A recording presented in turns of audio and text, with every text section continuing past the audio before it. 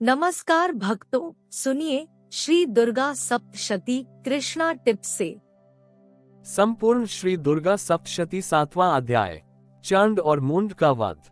ध्यानम, मैं मातंगी देवी का ध्यान करता हूँ। वे रत्नमय सिंहासन पर बैठकर पढ़ते हुए तोते का मधुर शब्द सुन रही हैं।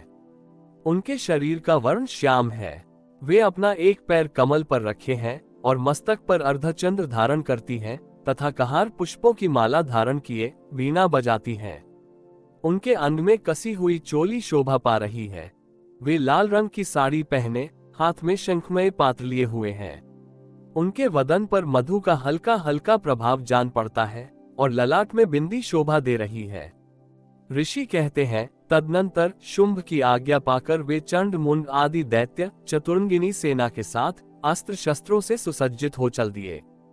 फिर गिरिराज हिमालय के सुवर्णमय ऊंचे शिखर पर पहुंचकर उन्होंने सिंह पर बैठी देवी को देखा। वह मंद मंद मुस्कुरा रही थी। उन्हें देखकर दैत्य लोग तत्परता से उन्हें पकड़ने का उद्योग करने लगे। किसी ने धनुष तान लिया, किसी ने तलवार संभाली और कुछ लोग देवी के पास आकर खड़े हो गए।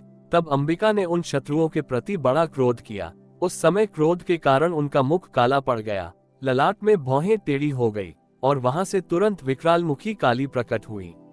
जो तलवार और पाश लिए हुए थीं, वे विचित्र खटोम धारण किए और चीते के चर्म की साड़ी पहने नर मुंडों की माला से विभूषित थीं। उनके शरीर का मांस सूख गया था, केवल हड्डियों का ढांचा था जिससे वे अत्यंत भयंकर जान पड़ती थीं। उनका मुख बहुत विशाल था, जीभ लपलपाने के कारण वे और भी डरावनी प्रतीत होती थीं।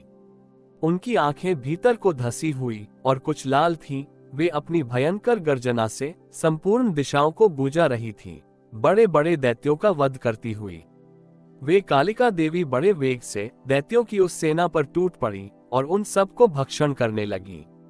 वे पार्श्वरक्षकों, अंकुशधारी महावतों, योद्धाओं और घंटा सहित कितने ही हाथियों को एक ही हाथ से पकड़कर मुंह में डाल लेती थीं। इसी प्रकार घोड़े, रथ और सारथी के साथ रथी सैनिकों को मुंह में डालकर वे उन्हें बड़े भयानक रूप से चबा डालती थीं। किसी के बाल पकड़ लेती, किसी का गला दबा देती, किसी को पैरों से कुचल डालती और किसी को छाती के धक्के से गिराकर मार डालती थीं। वे असुरों के छोड़े हुए बड़े बड़े अस्त्र शस्त्र मुंह से पकड़ लेती और रोष में भरकर उनको दांतों से पीस डालती थीं। काली ने बलवान एवं दुरात्मा दैत्यों की वह सारी सेना रौंद डाली, खा डाली और कितनों को मार भगाया। कोई तलवार के घाट उतारे गए, कोई खटौन से पीटे गए और कितने ही असुर दांतों के अग्रभाग से कुचले जाकर मृत्यु को प्राप्त हुए। इस प्रकार देवी ने असुरों की उस सारी सेना को क्षण भर में मार गिराया।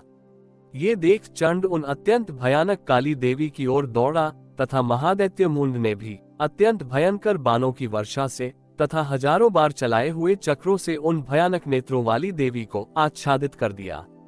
वे अनेकों चक्र देवी के मुख में समाते हुए ऐसे जान पड़े मानो सूर्य के बहुतेरे मंडल बादलों के उदर में प्रवेश कर रहे हों। तब भयंकर गर्जना करने वाली काली ने अत्यंत रोष में भरकर विकट अट्टहास किया।